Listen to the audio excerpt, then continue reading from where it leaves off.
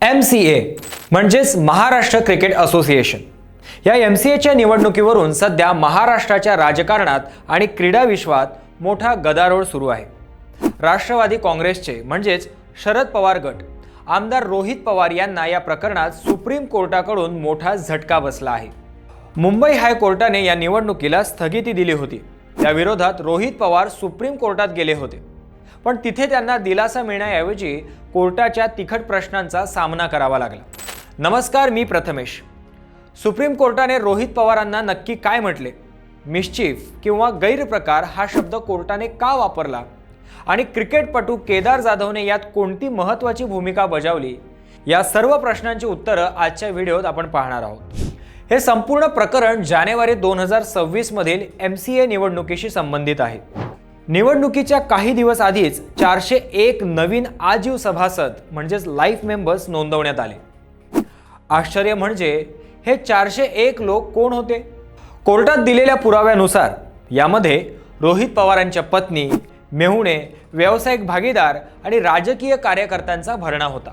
आता एका क्रिकेट असोसिएशनमध्ये जिथे खऱ्या क्रिकेटपटूंना स्थान मिळणे कठीण असते, तिथे एकाच वेळी 400हून अधिक खास लोकांची एंट्री झाल्यामुळे संशयाची सुई रोहित पवारांकडे वळली। जेव्हा हे प्रकरण सुप्रीम कोर्टातील न्यायमूर्ती सूर्यकांत आणि न्यायमूर्ती KV विश्वनाथन यांच्या खंडपीठासमोर आले, तेव्हा कोर्टाने अतिशय कडक शब्दात ताशेरे ओढले। कोर्टाची नेमकी वाक्ये पुढील प्रमाणे होती। गैरप्रकार रोखला। हायकोर्टाने निवडणुकीला स्थगिती दिल्याच्या निर्णयाचे समर्थन करताना सुप्रीम कोर्टाने म्हटले, आमच्या मते हायकोर्टाने योग्य वेळी हस्तक्षेप करून एक मोठा संभाव्य गैरप्रकार रोखला आहे। क्रिकेट कोणासाठी? कोर्टाने रोहित पवारांच्या वकिलांना थेट प्रश्न विचारला, हे नवीन 401 सभासद कोण आहेत?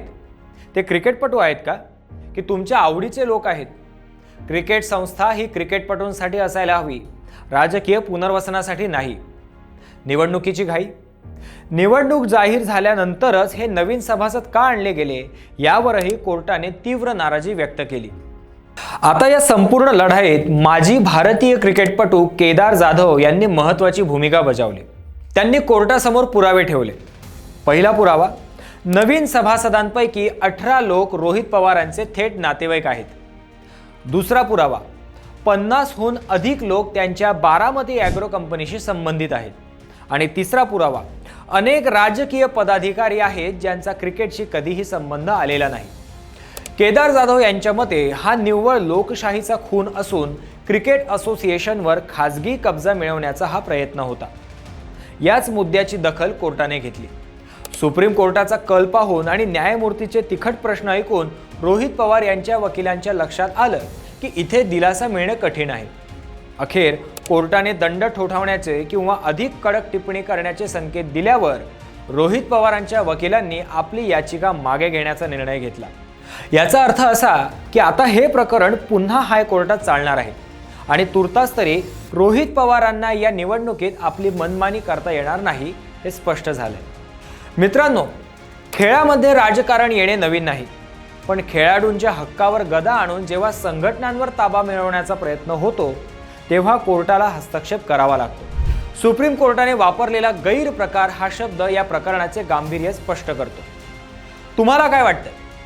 रोहित पवारांनी केलेली ही सभासद नोंदणी खरोखर क्रिकेटच्या भल्यासाठी होती की केवळ निवडणुकीत जिंकण्यासाठी? तुमची मते कॉमेंट्समध्ये नक्की लिहा। हा व्हिडिओ जास्तीत जास्त शेअर करा आणि चॅनलला सबस्क्राईब करायला विसरू नका। धन्यवाद।